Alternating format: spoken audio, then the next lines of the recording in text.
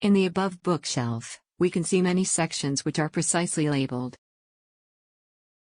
So, if we want to place a mathematics book, we will keep it in the section labeled as mathematics, right? The above bookshelf can be used to store the books we want.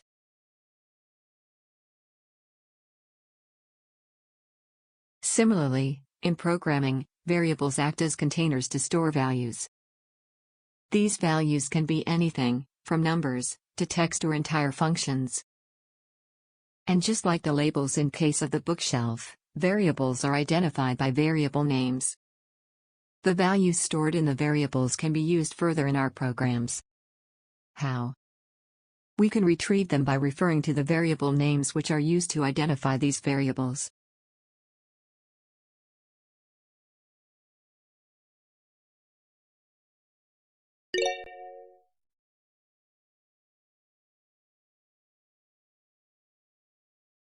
The variable name, value and assignment operator, equals, are the three things required to store values in the variable.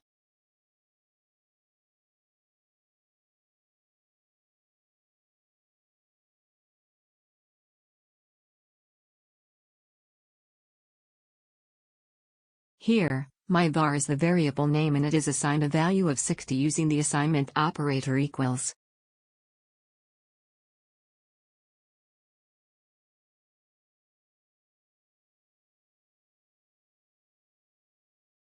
So, my var is a variable with the value 60. If you know other languages, like C++, you will see that variables don't have to be declared. We can also store text in variables.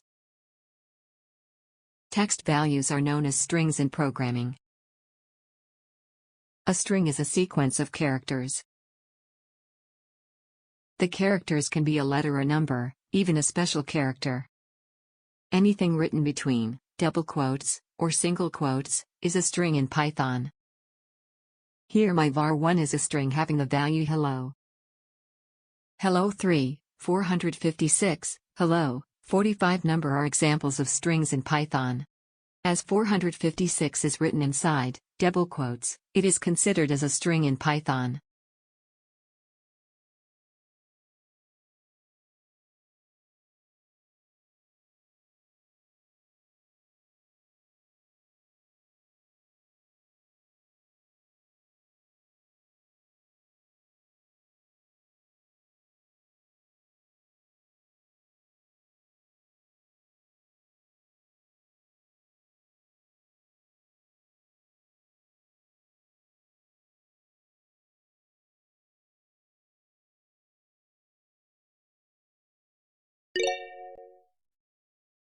We can also store numbers in variables.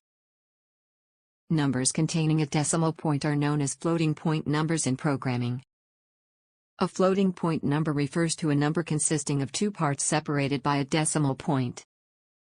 A whole number is known as integer in programming. Let's see how numbers are stored in Python.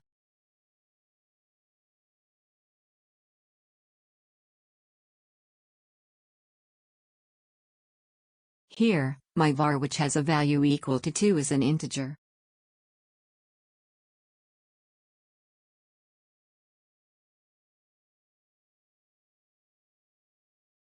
Here, my var2 has a value 25.54 and thus it is a floating point number. Regardless of the type of number, whether a floating point or an integer, Python views them as a single category, numbers. Python automatically identifies the type based on values and we do not need to specify the type manually. That's how different types of variables can be created in Python.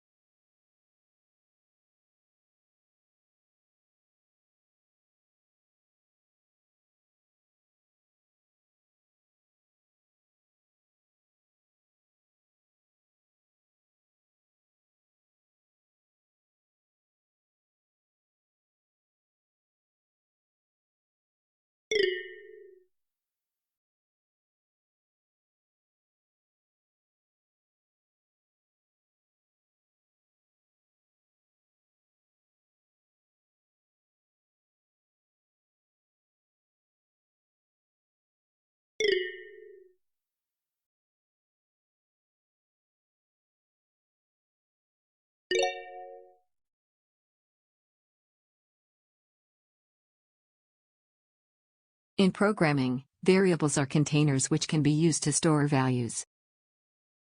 Values can be numbers or strings. Strings are written inside double quotes or single quotes. These variables are referenced using their variable names.